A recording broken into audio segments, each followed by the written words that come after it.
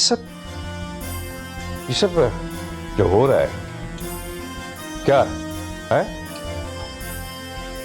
मैं तुमसे पूछ रहा हूं, क्या तुम मेरी सियासी जिंदगी के खिलाफ कोई मंसूबा बना रहे हो? देखिए सर, अगर एजेंसीज के लोग आके आपको मेरे हर पल की खबर देते हैं तो मैं ये बात मानता हूं कि मैं मंसूबा बना रहा हूं। देखो सलमान, ना तुम बच्चे हो ना मैं कोई अहम खबर आदमी। तुम अगर तय कर चुके हो कुछ और से शादी करनी है तो शादी करो और चलते बनो, समझे? अमेरिका और यूरोप में जब बच्चा 15 साल का हो जाता है ना तो उसे कहते हैं कि आउट, जाओ अपना घर बनाओ। मैं तो बना चुका।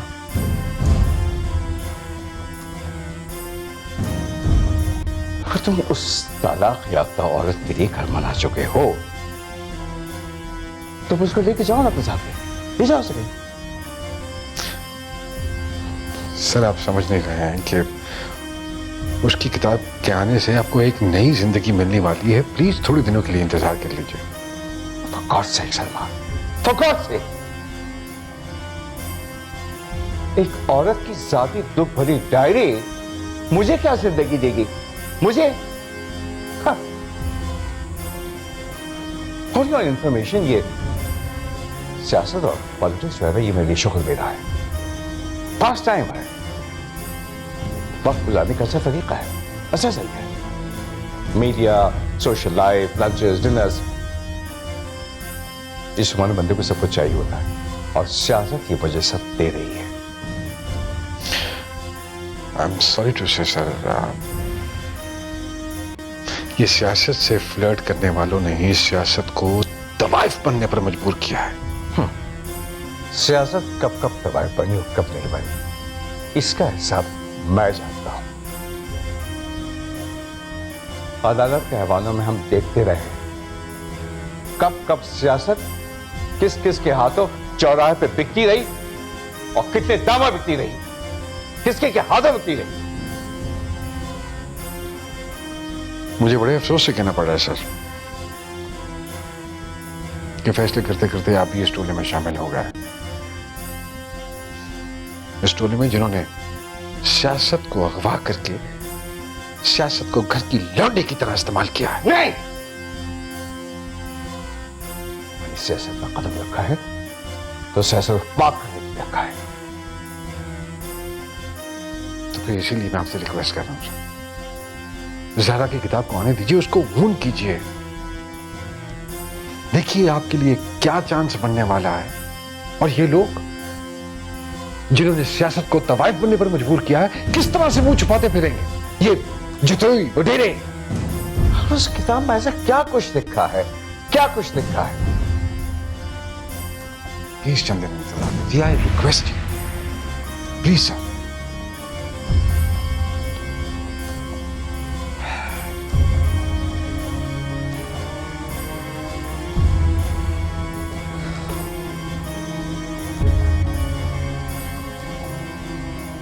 पापा, जो कुछ भी हो रहा है हमारी सोचे हुए स्क्रिप्ट पर हो रहा है। अब अपने भाई को बचाने के लिए मैंने क्या खेल खेला है, आपने कभी सोचा था? मैं ऐसे तो सोनिया केस में वकील नहीं बनी, मैंने ह्यूमन राइट्स का सहारा क्यों लिया था? अब आपको सवालों के जवाब मिल रहे हैं। मिल तो रहे हैं, मगर इसका क्लाइमेक्स क्या होगा? सरकार के आदमी इस इंतजार में कि हम पैसे लेकर कब उनके पास पहुंचते हैं। और माफी देने वाली सोनिया हमारे पास है, वो इंतजार करते रहेंगे और हम मीडिया पर माफी करा देंगे। अगर इससे हुकूमत नाराज हो गई तो? हो गई क्या मतलब? नाराज किया तो बैठ जाएगी। जिन्होंने ये सारा ड्रामा रचाया है अपने बंदों को मालामाल करने के लिए, वो दूसरों को हाईजैक क्यों करने देंगे? उनका बनाया हुआ ड्रामा हाईजैक हो जाएगा, वो भी मेरी वजह से, क्योंकि मेरा भाई एक विक्टिम है। अगरचे जो उसने किया शायद वो उसकी सजा पा चुका है, मगर मेरा भी एक रोल बनता है उसको बचाने के लिए। हर रोज मैं कातलों और जानियों को बचाती हूँ, वो तो फिर मेरा भाई है। देखा, मेरी बेटी है, अपनी फैमिली के अगेंस्ट कभी नहीं जाएगी। सर जी, बात यह है कि अगर सरकार ने हमारी बात पकड़ ली तो क्या होगा? हमारे बेटों की जान तो सदर साहब के हाथ में है। नहीं, अब हर किसी की जिंदगी ही मीडिया के हाथ में है।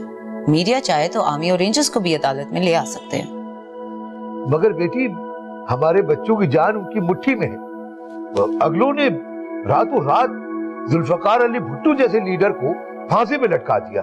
अब ये किस खेत की मूली है? उस वक्त मीडिया की ताकत नहीं थी। ये वो जमाना था जैसे अरब कंट्रीज में आमरीत थी, जहां अब इंकलाब आ चुका है। मगर बेटी, हमने अपने बच्चों की जान बचानी है और पैसे हमारे पास हैं। मैं भी उन्हें और आपको बचाने की कोशिश कर रही हूँ। अब तय ये हुआ कि सोनिया और उसकी माँ से आप डील करें कि पब्लिकली बच्चों को माफ कर दें। That's it. मैं उनको ऐसी जगह ले आई हूँ, मगर इसके लिए एक फॉरेन अकाउंट खोलना होगा जिसके अंदर सारे पैसे जाएंगे और फिर वो बाहर शिफ्ट हो जाएंगी। कानून क्या कहता है? अगर मुद्दई माफ कर दे तो कोर्ट उनकी सजा माफ कर सकती है और वो मैं करवाऊंगी। देखो बेटे, ये एक जुआ है, देख लो। ये जुआ हमें खेलना होगा।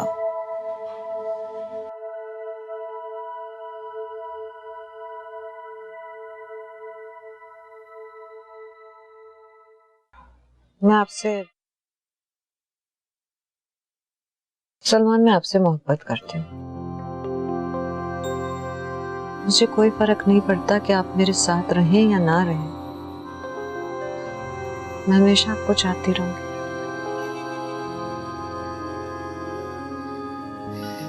देखो ज़ारा, मेरी जिंदगी में मोहब्बत बिल्कुल ऐसे ही है जैसे अंधेरे कमरे में रोशनी की किरण। मेरे लिए वो किरण काफी है।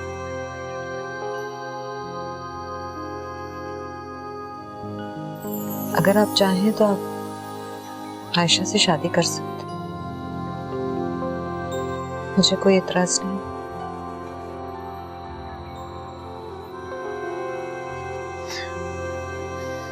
आयशा मेरे हवाले से बहुत प्रोसेस है। वो चाहती है मुझे मुकम्मल बताओ। आप उसे मुकम्मल मिलेंगे। मुझे तो सिर्फ आपका साथ चाहिए, बस। अब लगा है मुझे जैसे मैं बैठ के किसी राइटर से बात कर रहा हूं। रियली। अब देखिएगा जब आपकी ये किताब रिलीज हो जाएगी तो आपकी जिंदगी बदल जाएगी। जिंदगी होगी या मौत, ये तो देखा जाएगा। क्यों ऐसी बातें करती हैं? मैं हूं ना आपके साथ, कोई आंच नहीं आने दूंगा।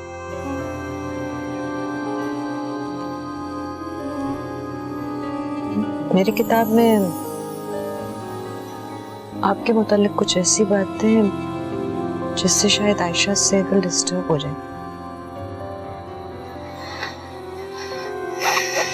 देखा तो यह है कि अब कौन कौन किन किन बातों से डिस्टर्ब होता है। इस किताब का इंडियन एडिशन तो कल मार्केट में आ जाएगा। ईमेल आई थी मुझे। ये तो कारोबार है, जज्बात का, सियासत का, मीडिया का। सलमान प्लीज, मैं मीडिया को फेस नहीं करना चाहती। जो कुछ भी होगा आप देख लीजिएगा। उसकी आप फिक्र मत कीजिए, किसी को भी सामने आने की जरूरत नहीं है। मैं तो बस वेट कर रहा हूँ उस किताब के आने की। आप श्योर क्या है इससे पापा की सियासत पे अच्छा असर पड़ सकता है?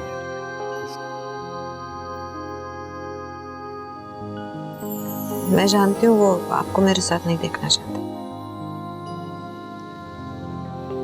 बदल जाएगी उनकी सोच, डोंट वरी।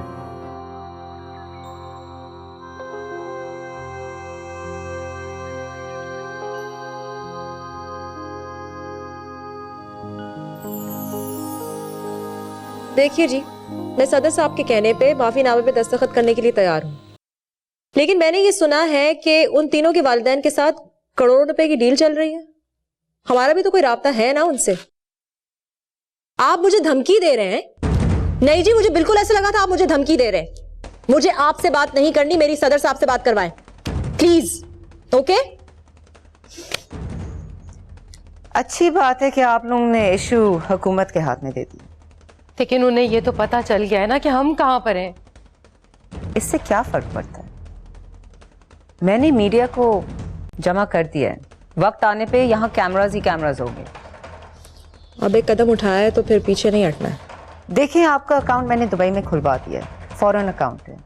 उसमें वो तीनों 6 करोड़ डाल देंगे और फिर आप उनको माफी दे देंगे।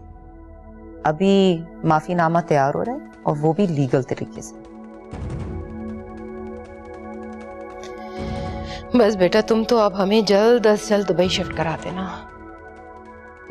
पाकिस्तान में अब नहीं रहना मैंने। हाँ, वहां पे भी मीडिया है, वहां पे प्रोडक्शन हाउसेस भी हैं, मैं वहां पे भी काम कर सकती हूँ। हाँ, वहाँ हॉलीवुड है, बॉलीवुड है, काफी काम आएगा। ये सब जल्दी करना, अब कोई भरोसा नहीं है इस हुकूमत का।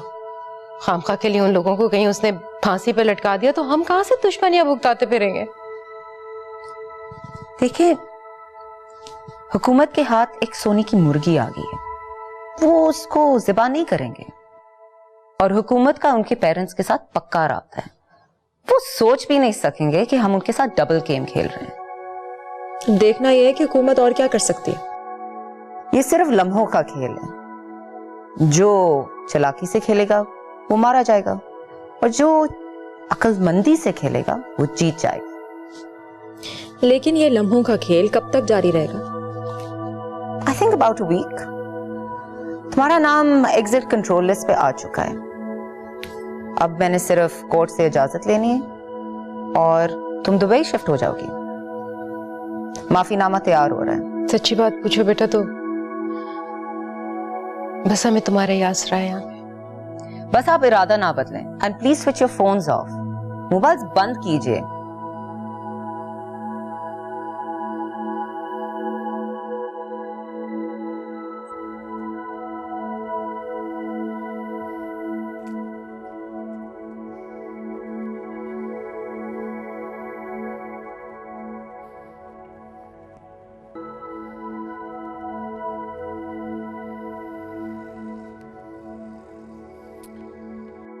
क्या पढ़ रहे हैं आप? आइए, जो आपने किया है वो पढ़ रहा हूं। ये इंडियन पब्लिशर की वेबसाइट पर जो किताब के आपने हिस्से डाले हैं ना, एक बात मुझे बताओ, जतोई की सियासत का जो चैप्टर है, इसमें मेरी मुताबिक जितनी इंफॉर्मेशन है वो ज़ारा को किसने दी है? ये तो उसकी रिसर्च है। ये पाकिस्तानी एडिशन में भी आ गया, इसको भी अच्छी तरह से पढ़ लीजिए।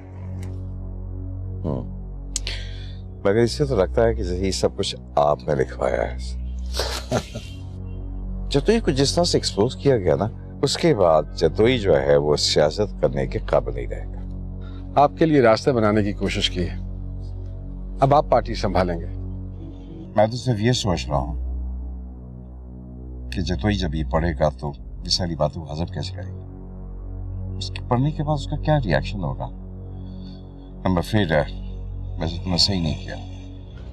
सर, अभी आप पूरी किताब पढ़िए, अब देखिए कि रवायती सियासत का जनाजा कैसे निकलता है और आपकी जगह कैसे बनती है। इसे एक बात बताओ तो मुझे, ये किताब ज़ारा ने लिखी है या तुमने उसकी मदद की है? ये शक आपको कैसे पड़ा?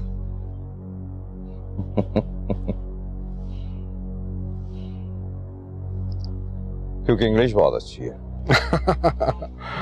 सर, ब्यूरोक्रेट की बेटी है, बाहर की पढ़ी है। तो फिर इकराम चौधरी ने उसको कुएं में धक्का क्यों दे दिया? Power policy sir. इकराम साहब जतोई के जरिए इक्तदार में हमेशा के लिए रहना चाहते थे और अपना इक्तदार हमेशा के लिए कायम रखना चाहते थे, but somehow the other game उलट हो गया। देखो, इस किताब को पढ़ने के बाद ना लाशें गिरेगी। तो मेरी बात और से सुनो, तुम ज़ारा को यहाँ से शिफ्ट कर दो वरना हंगामा होगा। मीडिया मौजूद है सर, अभी उन्होंने इस इशू को पिक नहीं किया, बस आप मौके से फायदा उठाइए। सलमान, तुम नहीं जानते हो, ये फ्यूल्स जो होते हैं ये बहुत लंबी दुश्मनी पालते हैं, बहुत लंबी। देखिए सर, जमाना बिल्कुल बदल गया है। मीडिया ने सियासत चलानी, आपने नहीं। मैं तो सिर्फ ये सोच रहा हूं कि पहले मैं जतोई से मिलना चाहता हूं, मैं देखूं कि उसने इस किताब को पढ़ने के बाद उसका क्या reaction, how has he reacted. Sir, आप उसको मशवरा दें कि वो सदारत से मुस्तफी हो जाए, आपको आगे आने दें, अगर उसने पार्टी बचानी है तो। सलमान, ये फ्यूरल्स मरने के बाद भी अपनी जगह दूसरे के लिए नहीं छोड़ते हैं, अपनी औलाद को देके जाते हैं। वैसे जो कुछ ज़ारा ने मेरे मुतालिक लिखा है, इससे बढ़कर अंदाजा होता है कि ये बड़ा कैलकुलेटेड, सोच समझ के एक प्लान के तहत किया गया है। मेरे ख्याल में मुझे तो ज़ारा से सियासत सीखनी चाहिए। हाँ? अरे सर, आप उसे सियासत क्या सिखाएंगे? आपने तो कभी अपने बेटे को नहीं समझा कि वो क्या सोच रहा। सलमान, तुमने भेड़ों के छत्ते में हाथ डाला है। ये किताब जो है ना, ये जतोई के लिए बॉम्बशेल हो सकती है। इसे प्रमोट मैं करूंगा सर, ताकि आपकी जगह बन सके। देखो, ये कांटों की सीज है, एहतियात से, इसमें जान भी जा सकती है। Be careful. You don't worry sir, you don't worry. खुदा हाफिज। खुदा हाफिज।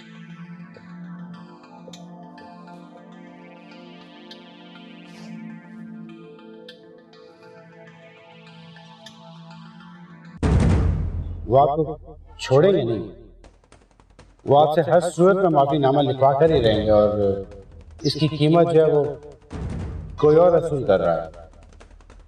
हुकूमत उनको फांसी देना चाहती है या माफी? मुझे तो कुछ समझ नहीं आ रहा। मुझे सब समझ आ रहा है, पहले दिन से समझ आ रहा है। जब ये अपील सदर के पास जाएगी, आपके घर पे कुछ सरकारी लोग आएंगे जिनके पास एक डॉक्यूमेंट होगा, वो आपका साइन करवाना चाहेंगे इस डॉक्यूमेंट में। ये एक माफीनामा है। इसका मतलब ये है कि हुकूमत अब जिसको नवाजना चाहती है उसी के जरिए माफी की डील साइन करवाएगी। बहुत बड़ा ड्रामा होने वाला है। कल तक वो मेरे पापा के पास पहुंच जाएंगे, माफी के बदले करोड़ों की डील करेंगे। अगर ऐसा है ना, तो हम पे भी कोई जबरदस्ती नहीं है। मुझे किसी को माफी नहीं देनी है। आप क्या सोचती हैं? सरकार के पास बहुत सारे रास्ते हैं आपको राजी करने के लिए। आपको यहाँ से उठा के कहीं और ले जाएंगे, किसी को पता भी नहीं चलेगा, जब तक आप माफीनामे पे साइन नहीं करेंगे। माय गॉड, तो इसका मतलब है हमें यहाँ से कहीं चले जाना चाहिए। इसका कोई फायदा नहीं है मैडम, वो आपको छोड़ेंगे नहीं, वो आपसे हर सूरत में माफीनामा लिखवा कर ही रहेंगे और आपकी वकील सही कहती हैं, इसकी कीमत जो है वो कोई और वसूल कर रहा है। आयशा बिल्कुल ठीक कह रही थी, हमें माफी का ऐलान कर देना चाहिए था। लेकिन मैडम, मैं उन लोगों से वादा कर चुका हूँ कि मैं आप लोगों को पेश करूंगा। हमें उनके हवाले कर देंगे? पहली बात तो ये कि आपने उन लोगों से वादा ही क्यों किया कि हमें उनके हवाले कर देंगे? देखें, मुझे इतनी बुरी तरह मारा गया था, मेरे पास और कोई रास्ता नहीं था, मैं क्या करता। अब इसका हल ये है कि ये दोनों मेरे साथ होंगी, मेरे साथ रहेंगी, और अगर उन्होंने इनको उठाना है तो वो मेरे घर पे आके उठा सकते। लेकिन हम लोग क्यों मुजरिमों की तरह छुपते फिर रहे हैं? हमें तो यरगमाल बना के रख दिया है। किस किस्म का इंसाफ है ये? और देखें, हुकूमत के कहने पे कोई माफी नहीं जारी करेंगे हम लोग, नहीं होने वाला ये। अच्छा, फिक्र ना करो, आप मेरे साथ चलें, फिर देखा जाएगा क्या होगा।